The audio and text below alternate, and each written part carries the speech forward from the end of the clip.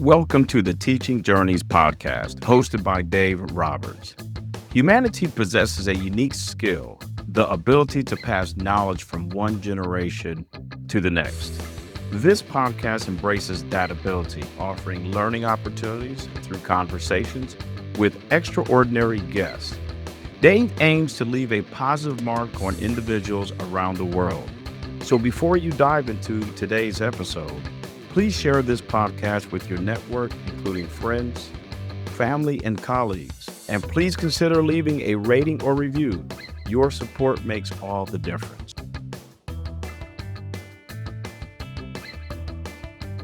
Hi, everyone, and welcome to another episode of the Teaching Journeys podcast. I'm your host, Dave Roberts, and today it is my pleasure to have back as my return guest contributor, Ashley Jordan.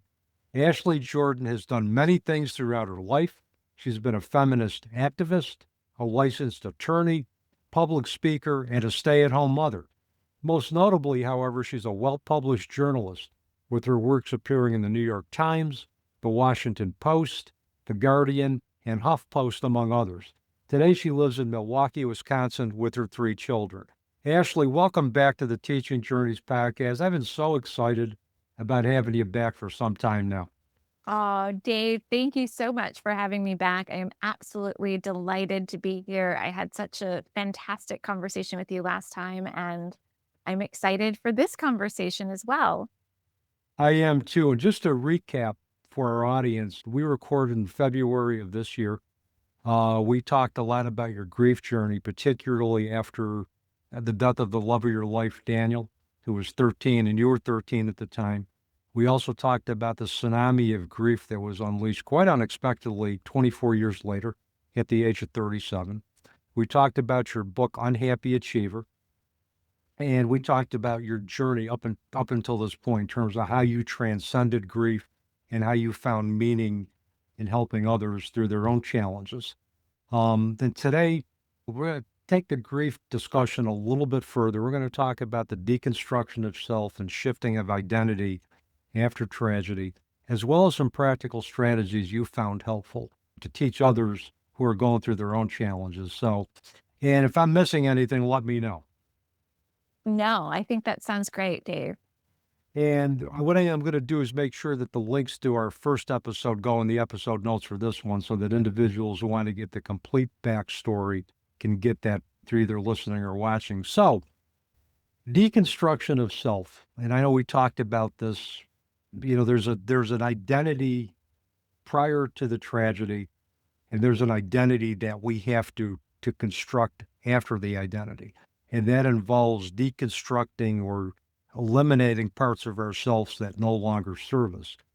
And I know that process is different for everybody. I had to go through that with the death of my own daughter over 23 years ago. I had to go through that deconstruction of self.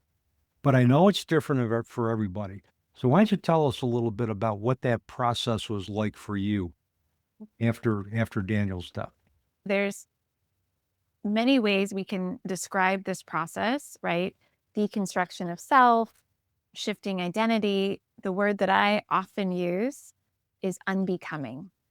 It's because I like that word because it is often unbecoming, right? I think it is in the sense that it can be really dark. It can take us to our depths. It can be really an internal dismantling that then is reflected externally, right, on the other side of that. But it is also about sort of peeling back layers of ourselves, right, to the death of aspects of ourselves that has to take place before a new version of us steps forth into the world. And for me, and when we're talking about that process through the experience of grief, right, we're talking about a physical death that has occurred outside of us that then triggers an internal death inside of us. And so for me, that I've realized that unbecoming can happen voluntarily and involuntarily, right? It can happen when we've identified for ourselves that there's a way of being or a version of ourselves that is no longer serving us, that we say, this isn't working anymore. I'm changing this. When it comes to what that looks like through the experience of grief, it can feel like something we did not choose, right? I cannot say that I certainly consciously did not choose ever for Daniel to die when I was 13. And I certainly did not consciously choose for that grief to spontaneously be unearthed in me, since I never dealt with it, at 37 years old. And then to sort of fall into this process of repressed traumatic grief resurfacing within me and actually being able to have it surface fully for the first time. And then going through the process of death and unbecoming and deconstruction of self that occurred as a result of that. And for me, as I said when we spoke last time, that deconstruction of self for me could best be described as I was out there living my life in my late 30s, right? Almost midlife. And I really thought I had my life all figured out. And then an unexpected trigger sent me spiraling into the depths of repressed traumatic grief from when I was 13 years old and I lost my childhood sweetheart. And so there I went from this woman who had things all figured out to on the ground, on my knees, going down to my depths kind of overnight.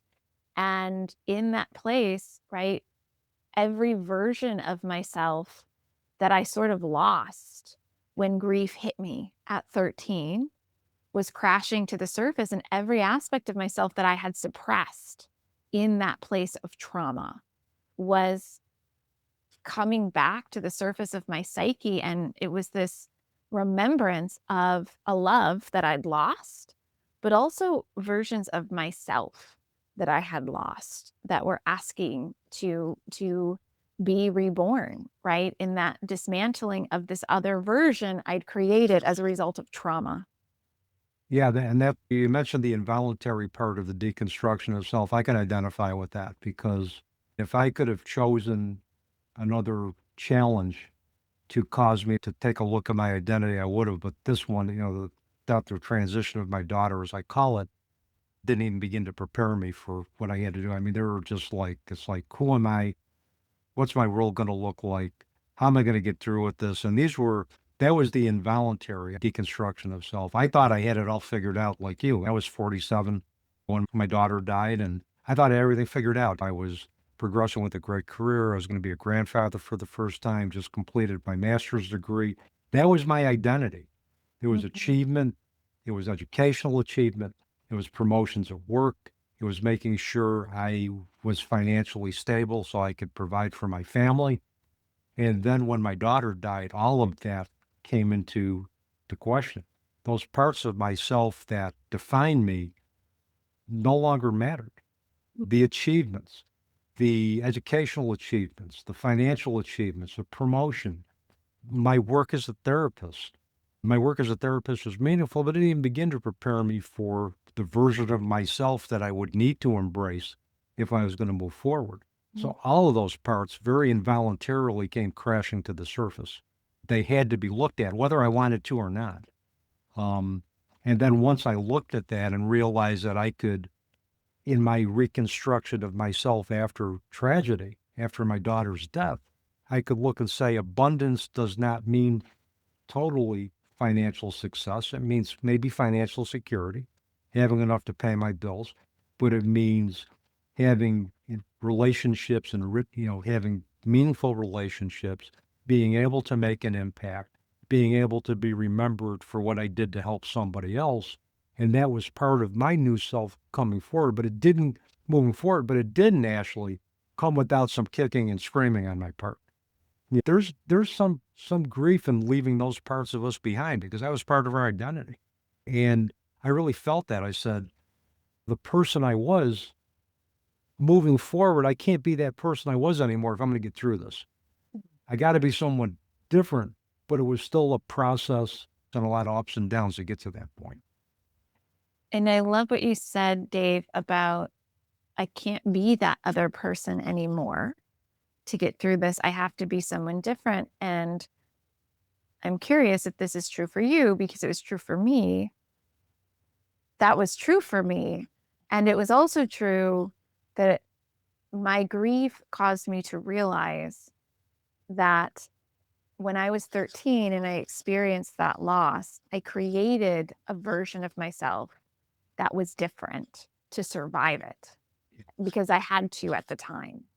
And when I was 37 and that grief reopened in me to actually be fully processed and, experienced, I had to reckon with the fact that the version of me I was living into was not true. It wasn't the truest version of me. And so I find that sometimes our experiences of grief actually serve that physical death causes a spiritual death within us, so that a truer version of us can step forward into the world on the other side. Shamans talk about a shaman's death. And one of the initiation rites for shamans is that literally, Ashley, they are stuck in a hole. They are covered with dirt, and they are just literally, they are told that they got to stay there, deal with their dark side, and come to terms with it before they come out of that hole. Then they're bathed, they're cleansed, and then it's kind of a rebirth. One of my favorite books on the Afterlife of Billy Fingers. And in there, Billy talks about death being birth in reverse. If you look at it, the death of the parts of us that no longer served us moving forward after tragedy is a rebirth of ourselves into a greater version of ourselves that are going to be able to transcend what happened and provide a different type of abundance, not only for ourselves, but for those that come across our paths. Absolutely. And I want to talk about with you in that space, when you were sharing the experience of becoming a shaman and really going into the darkness. Because for me, in my book, Unhappy Achiever, I talk about, there's a chapter called Selah, and it's really about that. It's really about how grief sort of takes you into the darkness, into your depths. And part of the reason I wrote the book was because I wanted people who, whether their experience is grief or some other experience that takes them to that place, I wanted them to have a companion on that journey. Because for me, that place of darkness, it was a cave in a sense, because it was very lonely. And suddenly I went from, running through my life like I was running out of time, and going from one thing to the next, to the next, to the next, to being so emotionally, even for the first time in my life, incapacitated by my grief, that all I could do suddenly was breathe and be. And it was in that stillness, in that darkness of the cave, in a sense, for me, that I started to find myself and see myself really for the first time in my adult life. And so I wanted the book to be a best friend for people going through those journeys of death and transformation, and in that space to have a companion even in a book, because for me that was a really lonely place, because there were so many people as I was deconstructing that version of myself and stepping in to actually a truer version of myself, a freer version, a more loving version, a more emotionally integrated and available version, who were like, wait, who are you? We don't like her. Give us the old. We want the old version back, right? And so the loneliness that can come with going through that journey into the cave, but even stepping out of the cave back into your life. And for me, there was a really a naivety in thinking that I stepped out and it was like, here I am, and this is going to be great because I know I'm a better, truer version of me, a more loving version of me, and everyone's going to love this.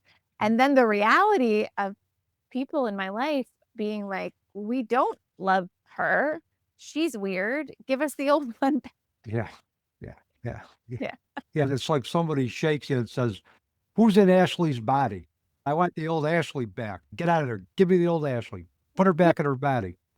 And I think this goes along with grief, Ashley, is that people want us to be okay. They want us to grieve for a period of time and then just go back to being the person that we were. But the person that we were is an illusion. If you ask me who I was at 47 years old, you need a search party to find that person, plus probably a special ops team. Let's throw the whole group in there, because that person I am at 47 is no longer the person I am at 70. I am different. And boy, in a way, I'm glad I am, not because of what happened, but because of what I did with the challenges with that. Because if I wasn't was the same at 47 than I am at 70, there wouldn't be any growth. People would want to say to you, "Where's the old Dave?" Well, the old Dave's gone. Any death, whether it's the loss of a childhood sweetheart, the loss of a child, the loss of a pet, permanently transforms the landscape of our world.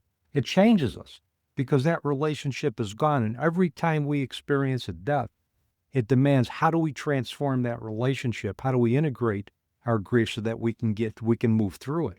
And it's a process with every single loss that we go through. And every loss demands that we take a look at ourselves and deconstruct those parts of ourselves that no longer serve us. Every loss demands that we look at ourselves. And moving forward, who are we going to be as a result of the challenges? I always say, in that space of extreme darkness, in that metaphorical cave that I went into in my grief, I found my light for the first time.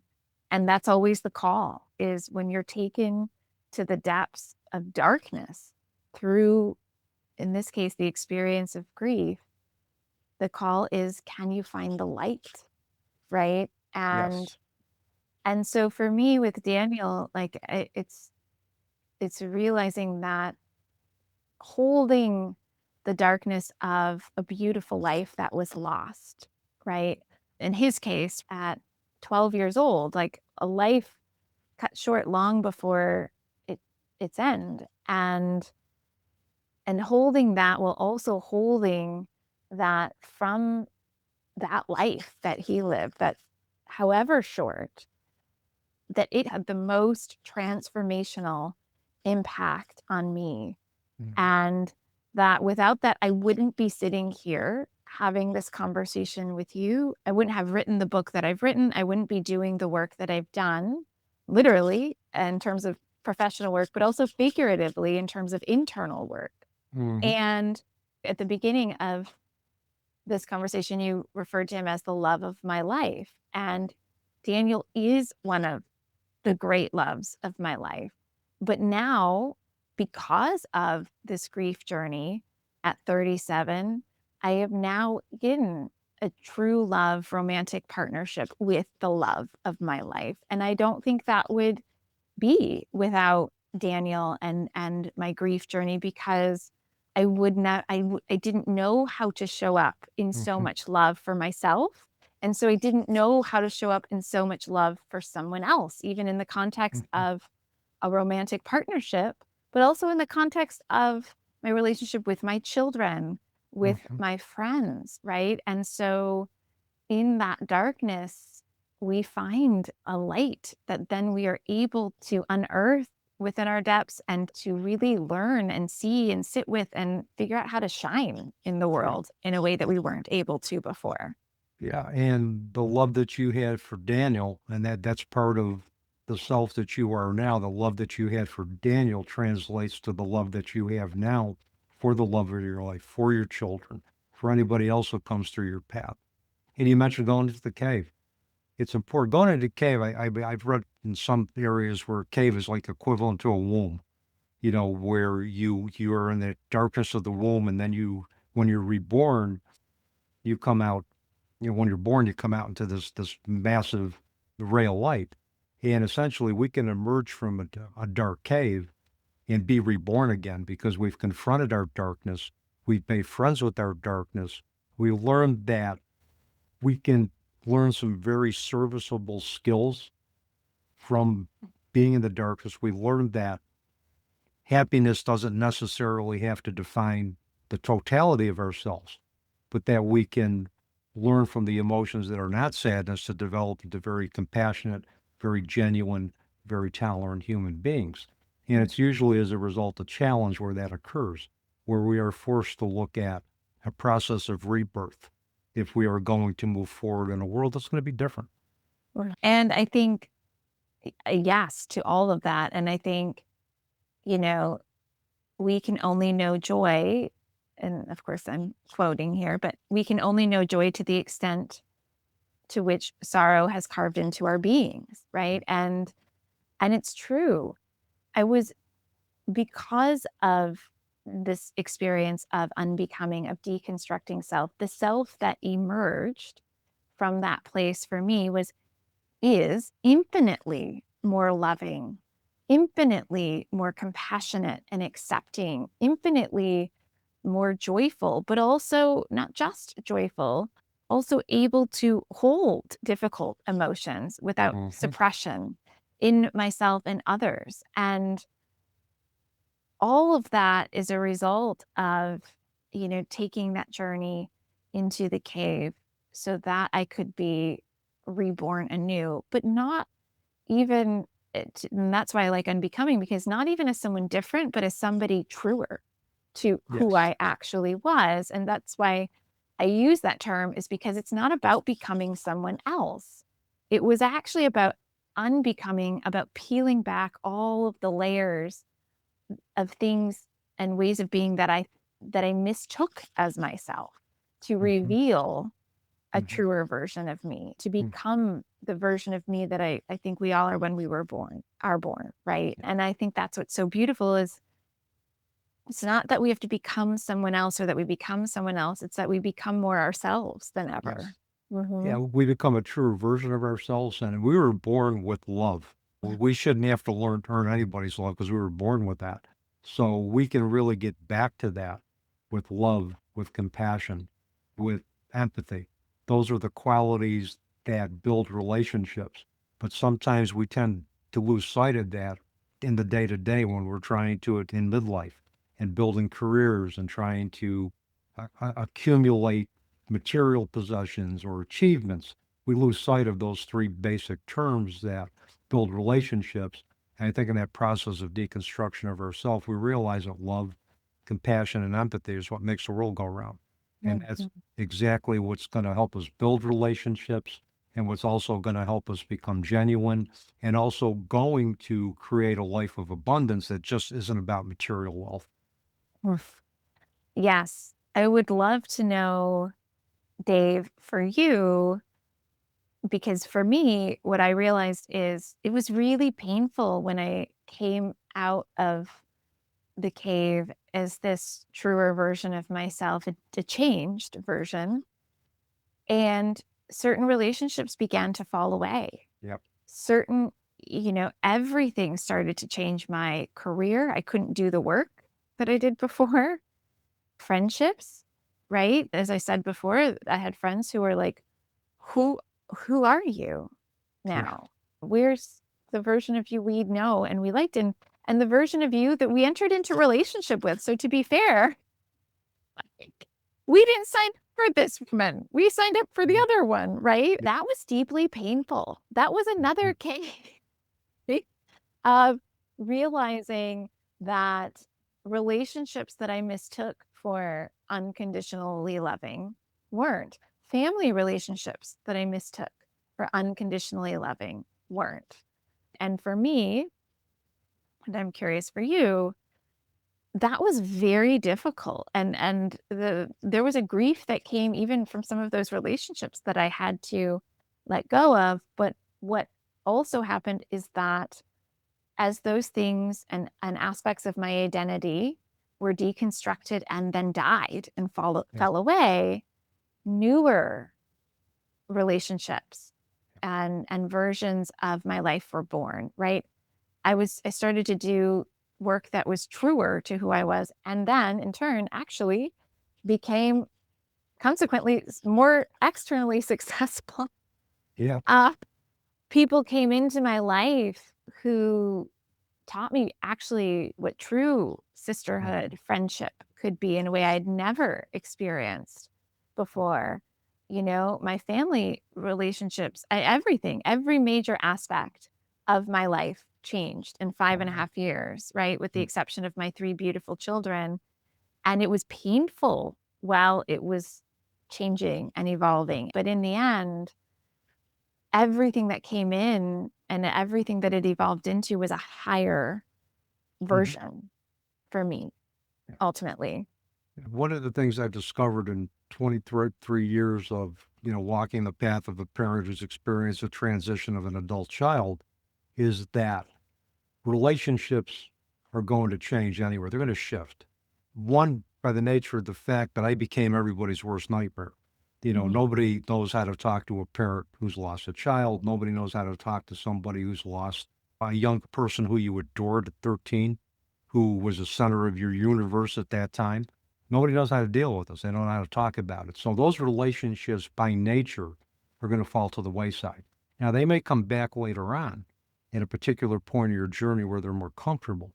But I resolved myself early on to realize that my relationships are going to change anyway, just by nature of what happened to me. But what was surprising to me is that the people that I thought were going to step up didn't, and the ones that I never thought were going to step up did. So I learned to appreciate who I had. And for the moment in my grief journey, I was defined by those relationships that were meaningful to me at that particular point in my journey. Some of those relationships have remained. They've fallen by the wayside for other reasons. I mean, the group that I have now is that has I think like you has been opened up and has come to me not by chance, not by coincidence, but through pure serendipity, because of the fact that there's a new version of me now that is going to necessitate that different people who are going to align with that version are going to come in with that. I've been fine with that. I've walked away from family members that didn't align with my value system. Was that painful? Yeah. But was it necessary? Absolutely. So for me, it's like I'm at the point now where I have a circle of friends, a circle of confidants that I know are going to be there with me through thick and thin. Others may come, others may go, but I also look at what's also important are those transient angels that come into our lives for a moment that get us through a particular piece of our grief that we need to get through, and then they go away, and then we may never see them again. And I've had several of those individuals. So I've learned that relationships can be all-encompassing. They can be expansive in our definition, depending on what you're looking for. But do they change? Absolutely. By nature of what's happened to us, and by nature of the fact that when our priorities change, we look at those individuals who can't align with that and say, do we want to be in a situation where the new me is no longer valued? Am I willing to walk away from a situation or a person that no longer values me? And those are the questions that we have to ask. Is it tough to do? Is there grief involved in that? Absolutely. But once you do that and you walk away from that, then you're opening the door for experiences that align with your true self to occur. And then that makes this life fulfilling in this post-tragedy phase of ours. Absolutely. And you're so right, Dave. I know for me, I had to let go of friends that I considered very dear. And at one point, I also had to let go of very close family members. And not because I wanted to, but because their lack of understanding at the time was hurting me, actually hurting me. And what I want people to know, though, is that the deaths of those relationships aren't always permanent. Sometimes those relationships have to die so that a new expression of relationship with those people can be reborn, because what I have seen, and it did take some time, it took years actually, is that now my relationship with those family members, my relationship with them is better than ever because my journey triggered their own journey. And they get to make a choice for themselves about whether they were going to go to their depths and do some healing work. And they chose to, right? And so we were able then to meet each other again in a new relationship, a truer relationship. And the same is true for one of my friends. And ironically, in the time that we were sort of not in relationship, she unfortunately and tragically went through her own journey of traumatic grief. And so given her experience and, a few years later, now we are reconnected and it's absolutely beautiful, right? And so we just never know, right? Like where our deconstruction of self, our shifting identities, our journey into darkness and then into light is going to lead us. But we also never know where it's going to lead others. And so all we can do is be the truest version, the most loving version of ourselves for ourselves and everyone around us, and trust that's what's meant for us will manifest at the right time and with the right people. Absolutely. It's surrendering to the will of the universe and just letting nature take its course. Have you ever seen an armadillo? I have seen an armadillo. Okay. You're probably wondering where this is going. I'm excited. I'm excited to hear, Dave. You always keep me guessing. Jamie Sams and David Carson, two Native American elders, wrote a book called Medicine Cards. And it's about the teachings of animals and natures. And armadillo, if you've seen the armadillo, they have like this protective shell in their body. And the armadillo is about boundaries. And there's a really practical exercise that you can do. You can take a sheet of paper based on armadillo medicine now. You can take a sheet of paper, draw a circle on that sheet of paper. Outside of the circle, you ask yourself, what experiences do I do not want to enter my circle? What experiences do I want to keep outside of that circle? What experiences am I not willing to experience at this time in my deconstruction of self? And then within the circle, what are the experiences I wish to have, in this present, in this deconstruction of self? But the cool thing about this is that, like you said, identity shift, people's priority shifts, the activities that you welcomed inside of your circle, or people, or the places, or the things that you welcomed inside of your circle, can go outside of that circle depending on where you are in your own identity shift.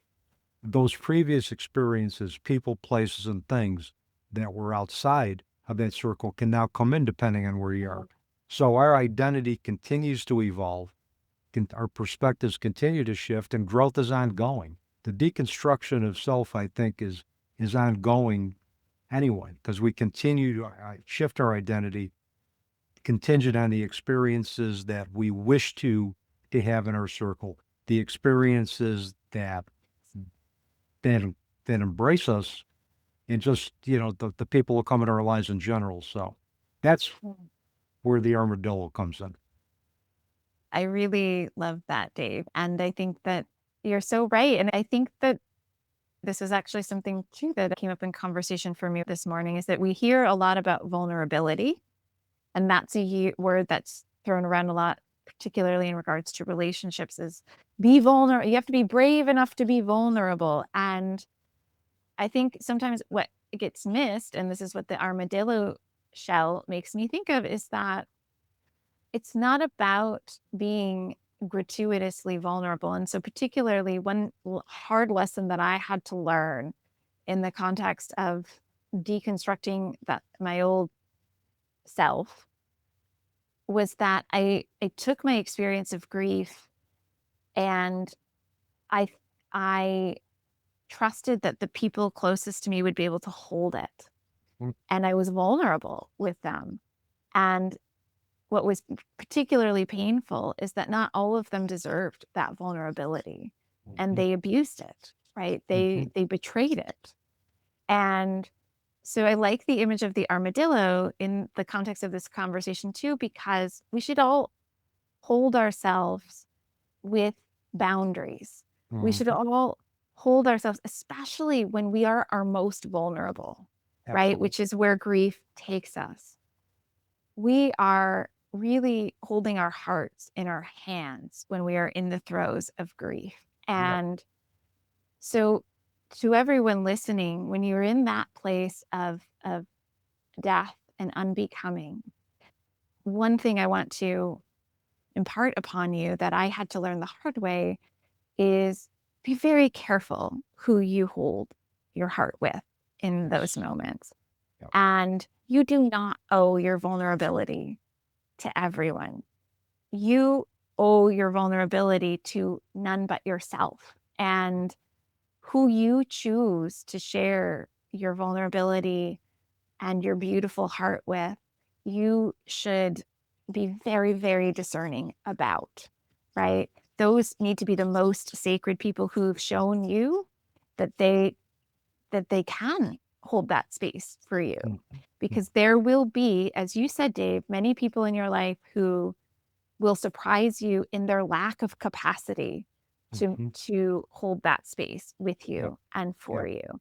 And so you do not owe your vulnerability to anybody. And it is okay to reserve that only for those, however small that number is, who you know you are absolutely safe with Yep. and can absolutely sit with you in those depths in a place of true love, compassion, and non Yep. judgment. And often those people might be few, right? Mhm. Especially when we're at that stage of things. Grief is such a disempowering event anyway, because it affects us psychologically, physically, emotionally. And we need to be able to decide for ourselves how we're going to do our grief journey and with whom we're going to do our grief journey with whom we're going to be vulnerable. Only we can make that decision. Nobody else can make that for us. And we just need to like just shut out the outside noise of how people think we should be grieving and who we should be grieving with, and trust our inner voice. Go within and say, okay, who can I be vulnerable with? Who can I trust is going to hold my space and hold my journey with honor and with dignity? And if there's even a 1% chance that that can't happen, don't go there. Find somebody Mm. else where there's 100% certainty in your mind. So, practical strategies. We talked about this prior to recording. What are some practical strategies that you recommend for our audience who are dealing with identity shifts? So, what I can recommend based on my own experience of shifting identity and unbecoming, and what really helped me in those depths is to sort of piggyback on what we were just talking about, Dave, with, you know, holding your vulnerability and that sacred space that you're in with protection for yourself, Yep. because you are in an extremely vulnerable place. And so realizing that you may not have many people that you're like, I certainly didn't have many people or almost anybody who could understand what I was going through. And so, Dave, you gave the example of, I forget the term that you used, but basically these angels that come into our life at that moment. What was the Tra- term? transient angels. Transient angels. And I'll say, I definitely had some, and I think most of us do, if we're open to it, some transient angels who came in at exactly the right time. And they weren't the people, they weren't family members, they weren't the friends I thought. They were people who came into my life at exactly the right time, who could provide either the space holding and the support and the love that I needed, or a referral Yep. that I needed to, a healer or Mhm. a therapist. And so that's the tool I want to give, is to say, in that space of deconstruction, of unbecoming, don't be afraid to try a resource you never considered Yep. before. Even if it's when you're like, oh my gosh, like that, I thought that was kind of like, I didn't think that's a real thing, right? Like, try some things you've never tried. They might surprise you, right? You might find your transient angels in really unexpected places. Those people might be exactly what you need at the right time, even though it may not be the people you're told will be there for you that you thought. The other thing is, it doesn't have to be people. For me, healing happened in nature. I had never been connected to nature. And suddenly, for no reason at all, I felt called, drawn to just going outside for walks, just walking around my neighborhood by myself. And those walks saved me.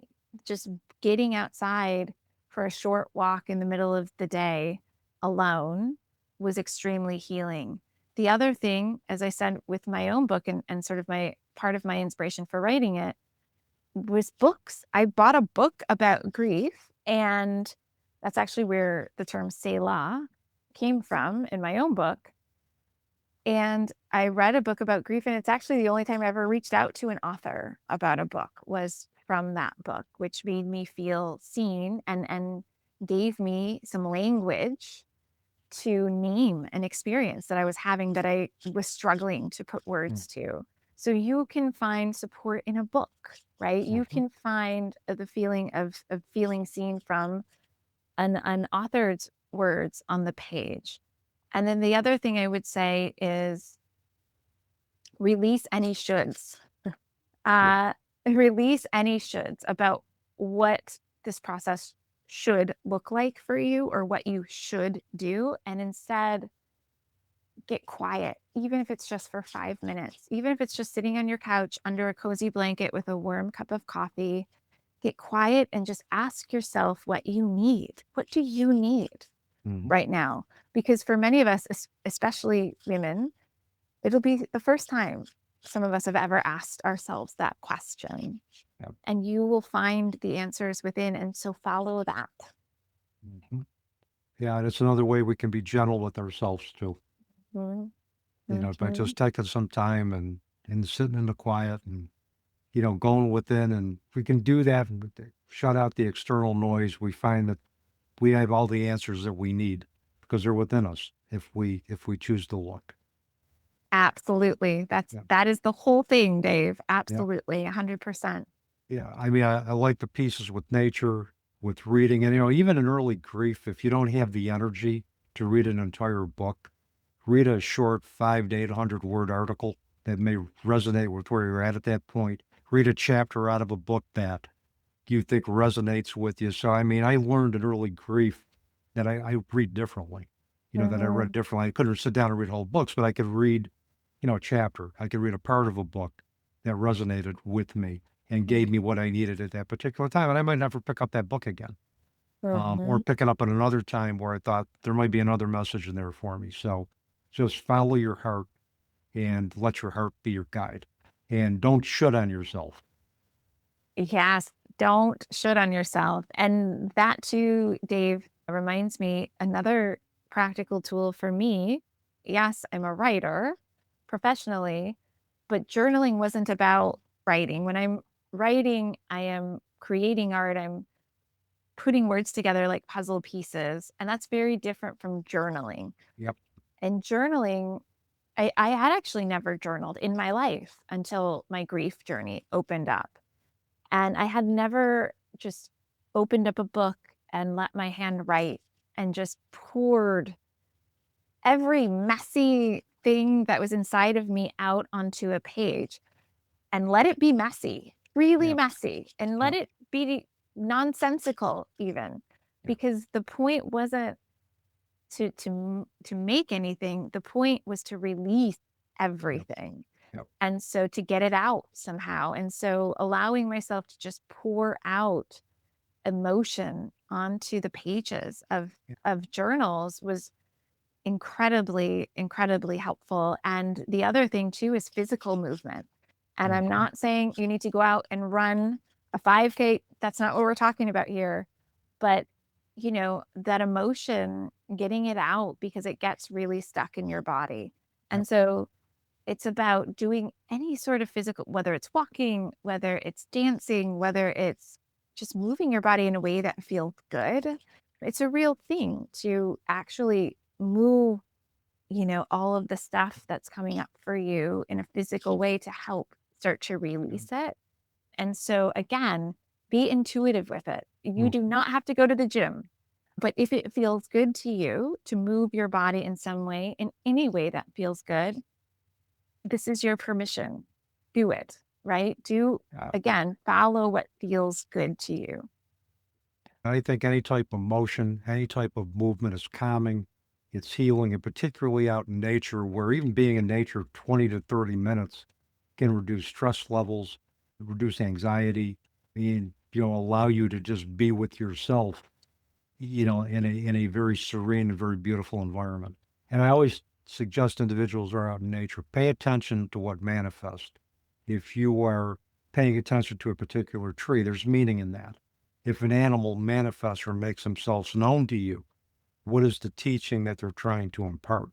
I mean, you can use all of those pieces as part of journal prompts, or just part of your continuing ongoing growth and your ongoing process of deconstructing yourself after tragedy. So I have a surprise question for you. I love surprises. Yes, I know you told me this, and I think this will be a pleasant surprise. And this was inspired by Tuesdays with Maury by Mitch Albom and one of Maury Schwartz's teachings and one of their conversations. So the question I'm going to ask you is, if you could construct, the absolute perfect day for yourself, not for anybody else, what would that perfect day look like?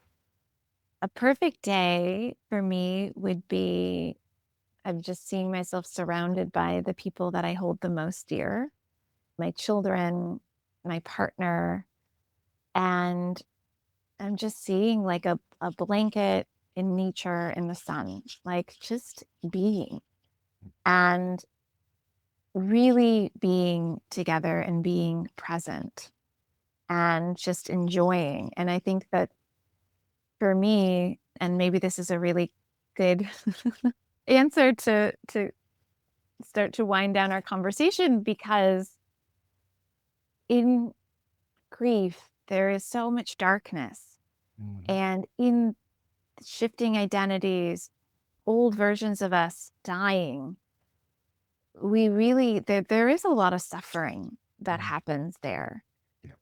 And so the image of me now of a perfect day, and that image is really just about being happy, being in abundance with those I hold the most dear, with this beautiful life that I have built from the ashes of grief and death. And I want to say that to everyone listening, because know that from that darkness, there will be light. And don't ever mistake all of the darkness and the pain and the death and the suffering as a state of being you have to live in forever, right? Because don't forget that your grief is love. And that is a love you will carry forever. That is your birthright that you get to embody and live into forever. And so we are not our grief. We are love. And we get to live lives of love and happiness and joy because of the difficult things that we've been through. And so that's what I want to say. My beautiful day is being with those I hold the most dear, and now getting to live into the happiness that I've found on the other side of all the death and the grief and the darkness. Yeah, that would be a perfect day in anybody's book. It certainly, I think, is a great way to kind of cap for what the deconstruction of self looks like. It's abundance in relationships, it's being with those people that feed your soul, and it's just being comfortable with who you are. And the other thing about grief, this is another great point that you made. Grief is always about love. We grieve deeply for the people that we love deeply. If I'm yearning for my daughter 23 years after she transitioned, I look at it now as an expression of the fact that I can still feel, that I can still miss her, that I can still have that expression of love saying, geez, Janine, I wish you were here. I wish you were present. But I don't go there for too long, Ashley, because I realize I can't wish for something that I can't have. But Mhm. I sit with the yearning. I look at the yearning as a way for my love for her to continue to grow, in validation that after 23 years I can still feel deeply for somebody that I love deeply. So that was a great point that you made. So thank you for that. Yes, as I write in the book, grief, I write about the ache that comes with grief. And Mhm. I say that the ache is the love that never leaves, right? And that is the beautiful thing. So we get to hold that always, always, always. But we also need to remember that love is never meant to manifest as perpetual suffering. Yeah. And so, as you rightly stated, Dave, like, you feel it, right? You feel the fact that, of course, like, there's always going to be that ache, but you still choose to live, and you Yep. choose to take that love and that ache and transmute it into the love that you put out into your relationships, into your work, into this amazing podcast, into me, and to every life that you touch is an expression of that love for your daughter. And to me, that's the alchemy of grief. Yeah, the love that we both have, the love that you had for Daniel, the love that I have for my daughter turns into love for everybody. Mhm. Because we are now package deals. I tell my students, when you see a lot of young energy come out, and you're going to see that's probably my daughter's influence. Mm. So they know that, and they know that I love them dearly. I communicate that to them in my actions and in my words. But would I have been able to love that deeply for my students or for anybody had I not experienced the challenges I did and learned with my daughter's transition, and learned that love is the key to everything, and Mhm.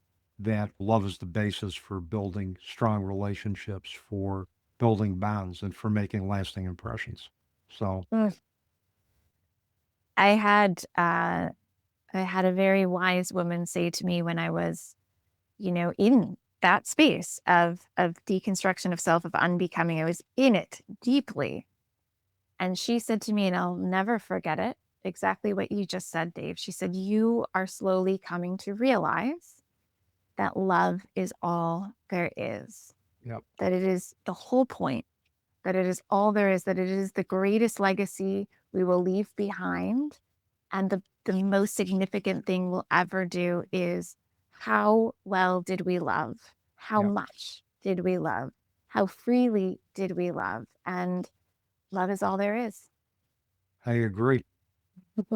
And with that, I'm going to ask you one final question. People want to get in touch with you, purchase your book, Unhappy Achiever, find out more about what's going on in your life. What's the best way for them to do that? They can find me at Ash Jordan, ASHJORDAN.com. And they can also find my book, Unhappy Achiever, Rejecting the Good Girl Image and Reclaiming the Joy of Inner Fulfillment, wherever books are sold, on Amazon, Barnes and Noble, on my website. And they can also find me on Instagram at Ms. MS Ash Jordan. And I will make sure all of your contact information gets in the episode notes before we go live. Ashley, as always, thanks for just a wonderful conversation. I always have a blast when I talk with you, and this was a fun, very expansive conversation. So thank you for taking the time out of your day to spend with me and my audience. Dave, it is an honor and privilege. You are an absolute delight.